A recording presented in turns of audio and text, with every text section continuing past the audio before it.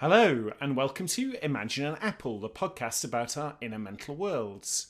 My name is Francis, and today our guest is Mike Johnson. Hi, everyone. Also with me is Vynn, my co-host. Hello, Vynn. Hey Francis, hi Mike. So Mike is formerly worked at the Qualia Institute, but now is currently doing other stuff. But today we will be interviewing Mike about his internal experiences, specifically about the stuff that he specializes in, Tanha, Qualia, and active inference among some of the things we'll be talking about.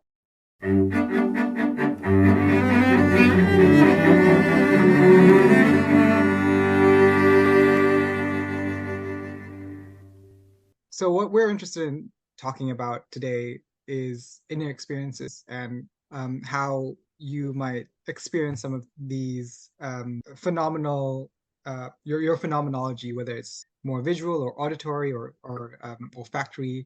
And I was wondering if you have special kinds of phenomenology that you think are uncommon to the general population. Thanks. That's a really good question. So I would open with, no one exactly knows how common or uncommon their phenomenology is, but we can sort of analyze base rates and different sort of physiologies.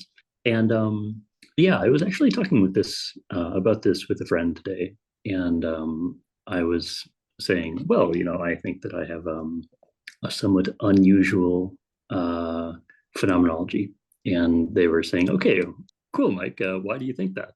What makes you say that? And I actually wrote a decently long article about something very similar.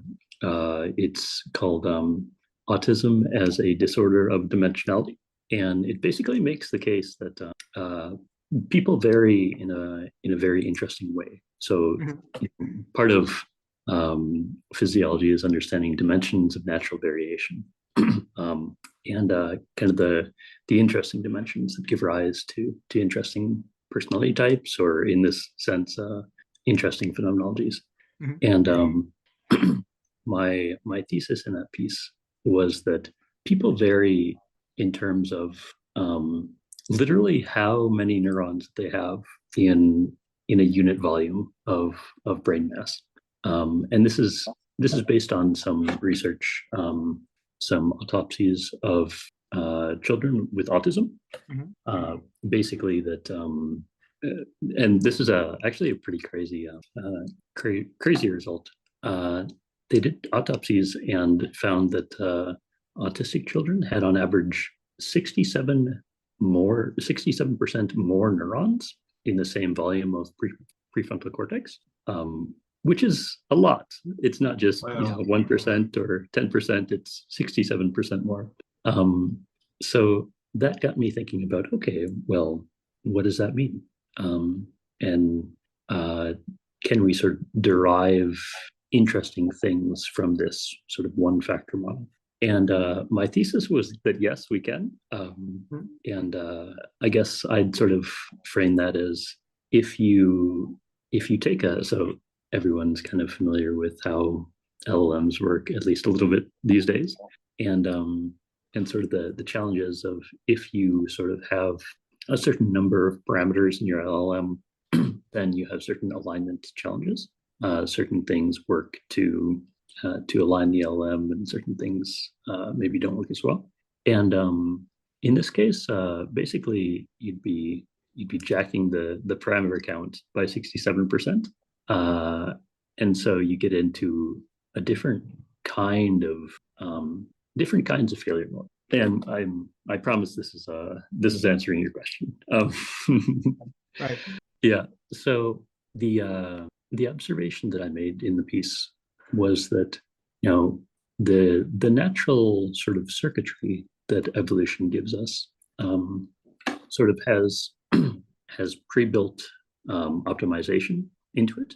That this is a very finely tuned, evolved circuit that produces a specific result.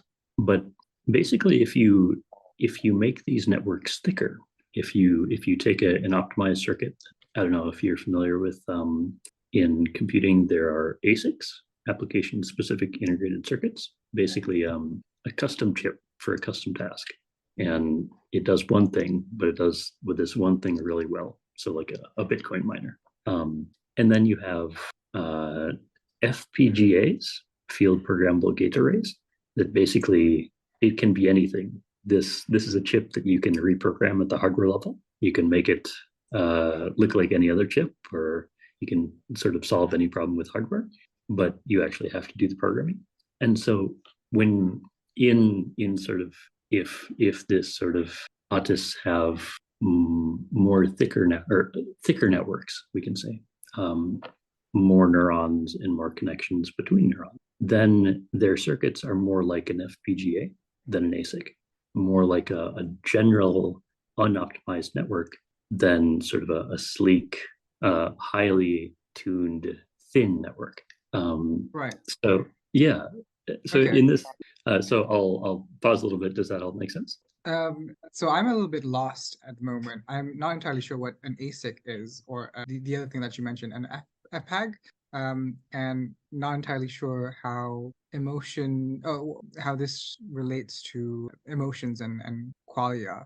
Can you expand a little bit more what you mean by like dimensionality? What does that mean for autistic brains to have different dimensionality? Yeah, you bet. So so an ASIC is a specialized chip it's very optimized, and an FPGA is a much more generalized chip. It's not optimized, but you can program it yourself. And the sense is that if a brain has sort of extra neurons in it, it's more like an FPGA than an ASIC. Mm-hmm. It has a lot of potential in it, but it's not particularly optimized. Right.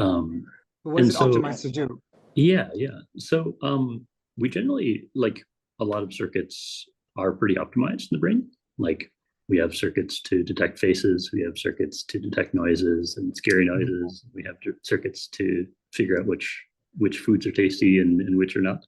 And the thesis is that people on the autism spectrum, might have to do a little bit of post-production tuning on their circuits. They're not so optimized because it's just they have more neurons than what evolution was planning for. Right. Okay. So does this translate to a different inner experience, so to speak? Do they have qualia that might be different from someone who's not autistic? Yeah. I want to say yes. And I think that part of that is every ASIC is going to be, every sort of highly evolved circuit is going to be very similar, but every FPGA is going to be wired up a little bit differently. And so you're going to get a lot more diversity in sort of the solutions that the brain finds. Oh, sorry about that. So I guess this would, like, I don't particularly make autism a part of my identity, or not part of my identity. It's just the word. But I do think that like this, I sometimes interact with the community, and there's this focus on neurodivergence, and I think that's interesting because it's like everyone with autism is going to be different than people without autism, but also different from other people with autism. It's like if you have a very small circuit, there's one way to make it work. If you have a very big circuit, maybe there are 100 different ways to make it work. And maybe you found solution 57, whereas someone else found solution 62. And I think that that may sort of show up in sort of how sensory experiences present to people. Right. So here you're talking about the phenomenology of direct sense. So how people, when they're actually seeing something, experience seeing it. Is that what you mean would vary? Yeah. I think that you actually get different results in phenomenology. Okay. And in terms of the kind of more imaginative internal phenomenology, so like inner imagination and inner voices, that kind of thing, do you think use of those would vary, or is that like a separate question? I think it's all linked. So yeah, I would also apply this to that frame as well. So Okay. imagination often has a practice component as well. And for many people, they engage in some kind of attentional training, meditation being a pretty good exemplar of this, but other techniques, Alexander technique, various other things, also come into play. I'm aware that you are a meditator. Am I correct on this? Yeah, that's right. Do you think that your meditation practices lead to different inner experiences, whether it regards to like your imagination or how you experience qualia differently? Yeah, I would say so. If I had to say some words on that, I do think that just practice looking at things makes them more clear. And I would also say that just like you mentioned, Alexander technique, and I guess especially lately after my latest piece on Vasocomputation, I've been sort of practicing just there's this phrase opening the hand of thought, Mhm. and just sort of I think that practicing that is a very powerful move, and often there are clenches and clamps in our phenomenology, and just sort of practicing. Okay, like what would it be so bad? Would anything bad happen if I just sort of released and just tried to be an open experience? And I think that's very very powerful. Yeah, opening the hand of thought. I really like that phrase. You mentioned vasocomputation, which is something that I've seen you written about. Can you tell us more about what vasocomputation is and how that relates to Tanha, which you mentioned quite a lot in your blog post? Sure. Yeah. Well, I'm a bit afraid that I'm kind of throwing listeners into the deep end here with That's okay. with We'll all these. unpack it once a bit. Nice, nice, great. Um, so I wrote this piece called "Principles of Vasocomputation," and it's basically a unification of three or four domains. And the first domain is Buddhist phenomenology, and especially this term that the Buddhists call Tanha. And this is often translated as grasping or thirst or clenching or desire. And according to the Buddhists, it's responsible for maybe 90% of all sort of moment by moment. And so it's a big deal. It's important. I think just to make it clear what you mean by Tanha, when you experience it yourself, can you describe how that comes to you? Do you get is it like a verbal thought, or do you see things? What's the actual experience of having Tanha? Yeah, so there's I would call it a contraction in awareness, and there's both the general contraction and a contraction around a specific part of awareness. And you can kind of gauge how flat your phenomenology is in a way. And when Tanha is going, your phenomenology feels more lumpy, I guess I would say, for lack of a better word. Cool. Okay.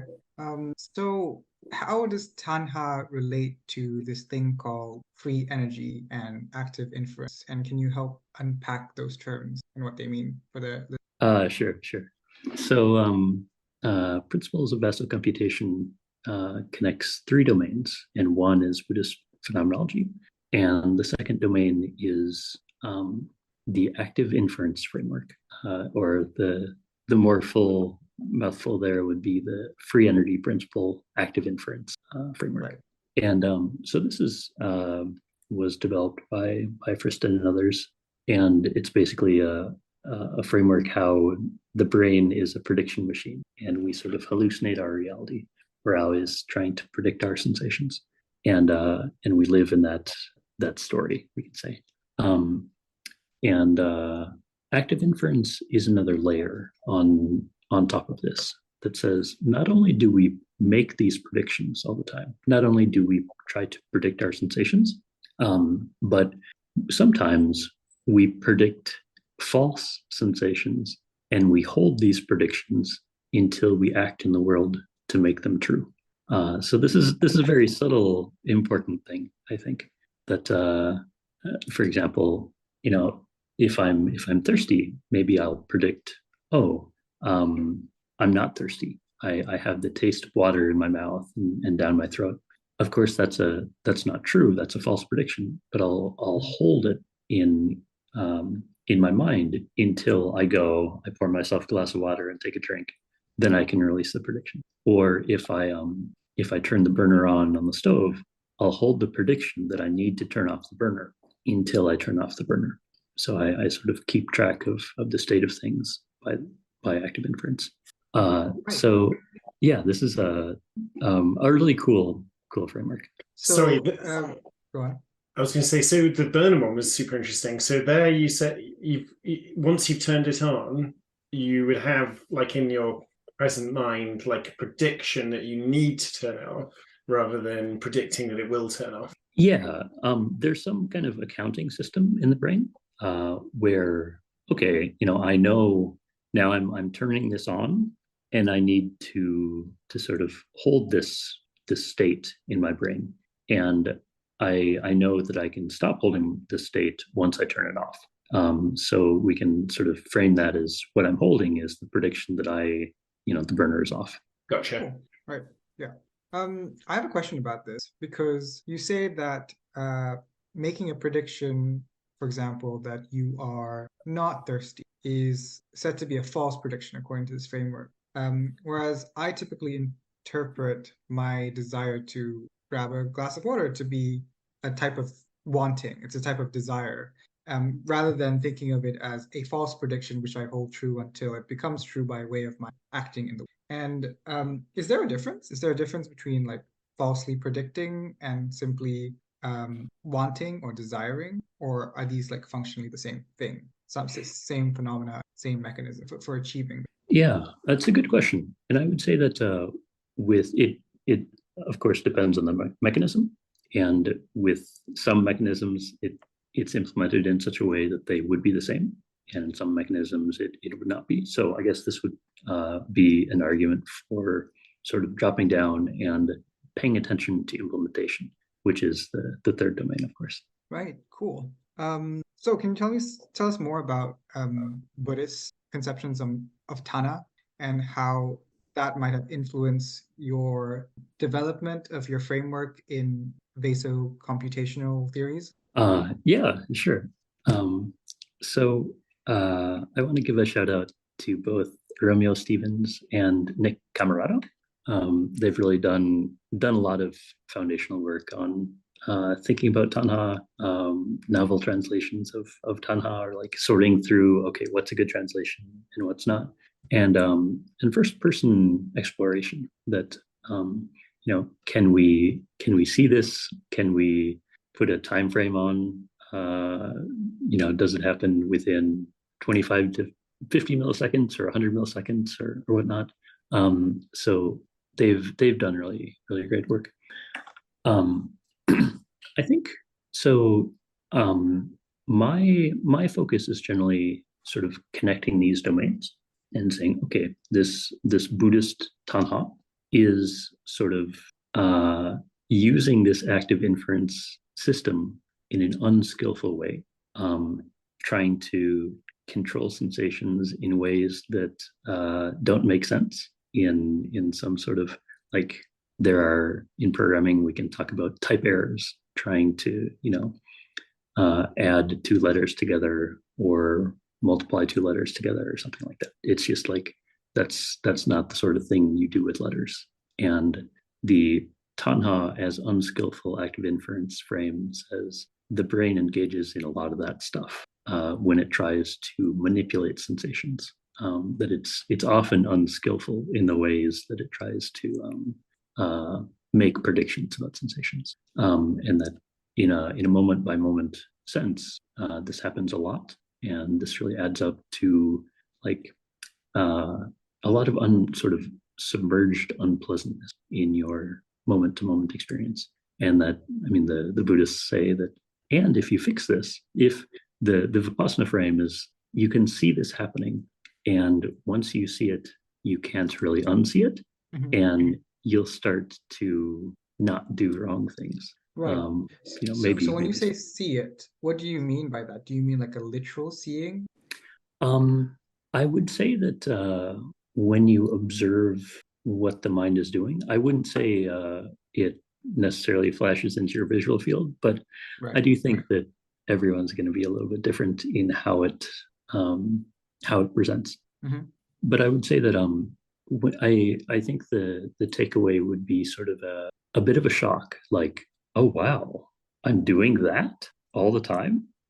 This feels suboptimal, and I think that progress on the path on sort of getting better at not doing this is sort of developing a taste for what it feels like and a distaste for like, okay, no thanks. Like I don't need to do that to myself. Mm-hmm. In your blog post, you use the word stress, just in a passing in part of it. Is that potentially one of the ways someone would experience this? So if you're grasping a lot, partly that might add to your stress? Yeah. So I sort of break down the Tanha as unskillful active inference into 3 buckets. The first bucket is just if you try to control your sensations or control your environment more than you have the energy to. That, and we all know people that try to very, very tightly control their environment, and we can all kind of feel, okay, that runs into problems, and you just get stressed trying to control everything, and it doesn't work. I think what the Buddhists are pointing to, though, is a little bit different. It's that we try to apply active inference or predictions to sensations in ways that don't make sense, could never come true, or just are sort of bound to cause us a lot of suffering. And example? Yeah, so a couple simple examples would be like if a sensation is good, it's a nice, pleasant, tasty sensation. For example, if you're eating some cake and you really like it, and you make the prediction, I will have this taste in my mouth forever. Of course, you're going to run into trouble because, okay, you're going to eat all the cake, trying to eat that taste in your mouth, and then you're going to be out of cake. And then you're just going to be left with tension. You can't make that prediction true. And you don't have sort of any easy way to release that tension. The word forever in there is very powerful because, I wouldn't have thought I feel like I want the taste forever, but maybe there's an aspect to that of the desire of the taste. Yeah. So Romeo Stevens has this nice frame that we try to make our sensations stable, controllable, and satisfying. And of course, the Buddhists would say, we can never ensure any sensation is stable or controllable or satisfying.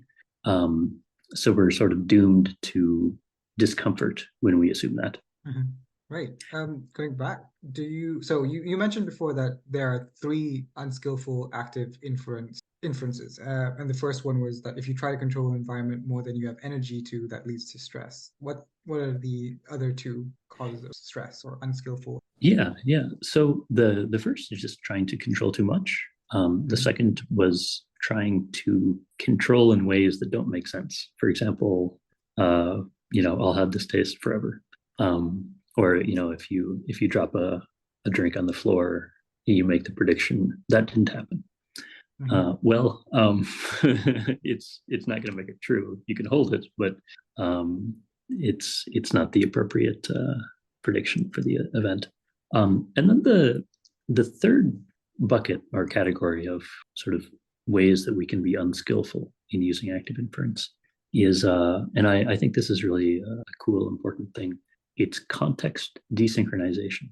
So if you're doing a very hard math problem and you're sort of holding, using tension as medium-term memory and sort of holding a problem in your mind by sort of, let's pinch here and let's hold here and so on.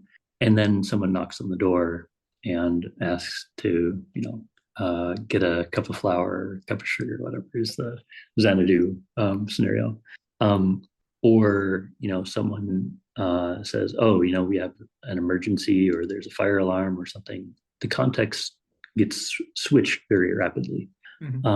The tension that you're holding in your mind to remember the things in context one no longer has sense in context two.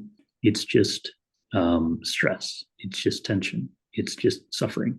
It only has meaning within the right context. And it's like if you're working on a computer program and the memory allocation changes, then your pointers are not going to point to the right things. And I think this actually happens a lot, and that a lot of our stress is sort of these fragments of tension that made sense in one context, but now we're in a new context where they don't make sense. Mm-hmm. Okay. So what is that's what unskillful active and looks like. What does skillful management tension look like? Right. Not using it a lot. Which means letting go? Yeah, just kind of a little bit, a touch here, a touch there.